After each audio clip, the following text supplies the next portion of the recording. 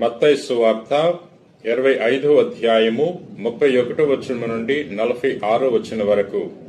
మనిషి కుమారుడు సమస్త దూతల సమేతముగా తన మహిమతో వచ్చినప్పుడు తన మహిమాన్విత సింహాసనపై ఆసీనుడగును. అప్పుడు సకల జాతుల వారు ఆయన సముఖమునకు చేర్చబడుదురు. గొర్రెల కాపరి మేకలను గొర్రెలను వేరుపరచినట్లు ఆయన వారిని వేరుపరచును. ఆయన గొర్రెలను తన కుడి ప్రక్కన, మేకలను తన ఎడమ ప్రక్కన నిలుపును. అప్పుడు రాజు తన కుడి ప్రక్కన ఉన్న వారితో, నా తండ్రిచే దీవింపబడిన వారులారా రండు, ప్రపంచ ప్రారంభము నుండి మీకై సిద్ధపరపబడిన రాజ్యమును చేకొనుడు. ఎలయనా నేను ఆకలిగొన్నప్పుడు మీరు ఆహారము సిగతిరి, దప్పికగొన్నప్పుడు దాహము తీర్చితిరి, పరదేశీ ఉన్నప్పుడు నన్ను ఆదరించితిరి. నేను వస్త్రహీనుడనై ఉన్నప్పుడు వస్త్రం ఇచ్చితిరి, రోగినై ఉన్నప్పుడు నన్ను పరామర్శించితిరి, చెరసాల్లో ఉన్నప్పుడు నన్ను దర్శింపవచ్చితిరి అని పలుకును. అప్పుడు ఆ నీతిమంతులు, ప్రభు, నీవు ఎప్పుడు ఆకలిగొని ఉండుట చూచి భోజనం పెట్టితిమి, దప్పికగొని ఉండుట చూచి మేము దాహము తీర్చితిమి, ఎప్పుడు పరదేశిగా ఉండుట చూచి ఆదరించితిమి, వస్త్రహీనుడివై ఉండుట చూచి వస్త్రం ఇచ్చితిమి, ఎప్పుడు రోగివై ఉండుట చూచి పరామర్శించితిమి, చెరసాల్లో ఉండగా దర్శింపు వచ్చితిమి అని అడుగుదురు. అందుకు ఆయన వారితో, ఈ నా సోదరులలో అత్యల్పుడైన ఏ ఒక్కనికి మీరు ఇవి చేసినప్పుడు అవి నాకు చేసితిరి అని మీతో నిశ్చయముగా చెప్పుచున్నాను అని చెప్పును. ఇది క్రీస్తు సువిశేషము. క్రీస్తువా, మీకు స్తుతి కలుగునుగాక. నేటి సువార్తలో యేసు ప్రభు తీర్పు గురించి బోధిస్తున్నారు. లోకాంత్యాన ప్రభు సమస్త దూతల సమేతముగా ఈ భూలోకానికి విచ్చేస్తారు. ఆయన తన మహిమాన్వితమైన సింహాసనం మీద ఆసీనుడై ఉన్నప్పుడు ఈ లోకంలో ఉన్న సకల జాతి ప్రజలు ఆయన చెంతకు తీసుకురాబడతారు. ఈ తీర్పు ప్రతి వారికి జరుగుతుంది. అన్ని కాలాల్లో జీవించిన వారికి, అనగా సృష్టి ఆరంభము నుండి తీర్పు దినాల వరకు ఈ భూలోకములో జీవించిన ప్రతి వారికి కూడా తీర్పు చేయబడుతుంది. ప్రభు తన సమక్షంలో ఉన్న వారిని రెండుగా వేరు చేస్తాడు. గొర్రెల కాపరి ఏ విధంగా అయితే గొర్రెలను మేకలను వేరు చేస్తాడో అదే విధముగా ప్రభు ప్రజలను రెండుగా వేరు చేస్తాడు.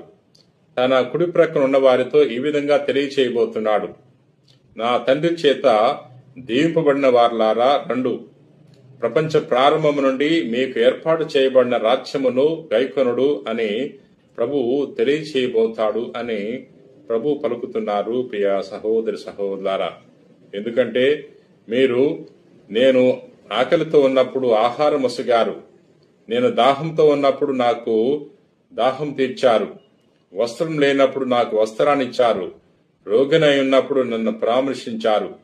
కాబట్టి మీరు ఈ రాజ్యములో మోక్ష బహుమానం పొందుకోవటానికి మీరు అర్హులు అనే విషయాన్ని ప్రభువు తెలియచేస్తున్నాడు. ప్రియ సహోదరి సహోదరులారా, అప్పుడు వారు ప్రభుని ప్రశ్నిస్తారు, ఇవన్నీ మీకెప్పుడు చేశాం అన్నప్పుడు, ఈ నా సోదరులలో అత్యల్పుడైన ఏ ఒక్కనికి ఇవి చేసినా నాకు చేసినట్లే, ఈ నా సోదరులో ఏ ఒక్కనికి దయ చూపించినా ప్రేమ చూపించినా నాకు చూపించినట్లే అనే విషయాన్ని ప్రభువు తెలియచేస్తాడు. ప్రియ సహోదరి సహోదరులారా, అందుచేత ఈ భూలోకంలో జీవించినప్పుడు మనము దయ, జాలి, ప్రేమ, కరుణ కలిగి జీవిద్దాం. తీర్పు సమయంలో మనము ఏమి సాధించామనేది లెక్కలోకి రాదు. మనం చేసిన ఉద్యోగము గాని, మనం పొందుకున్న అధికారము గాని, మనము తెచ్చుకున్న పేరు ప్రఖ్యాతులు గాని, మనం సంపాదించిన ధనము గాని పరిగణలోకి రాదు. ప్రియ సహోదరి సహోదరులారా, అందుకనే ప్రభు తెలియజేస్తున్నాడు, దయామయులు ధన్యులు, వారు దయను పొందుదురు, నీ వలే నీ పొరుగు వారిని ప్రేమించని ప్రభు తెలియజేస్తున్నాడు. కాబట్టి మనందరం కూడా ఏదో ఒక రోజున తీర్పుకు గురవ్వాల్సిందే. తీర్పు సమయంలో మనము ప్రభు యొక్క బహుమానం పొందుకోవాలంటే ఈ భూలోకములో ఇటువంటి గొప్ప గుణాలు కలిగి జీవించాలి. ప్రియ సహోదరి సహోదరులారా, ప్రార్థన చేసుకుందాం.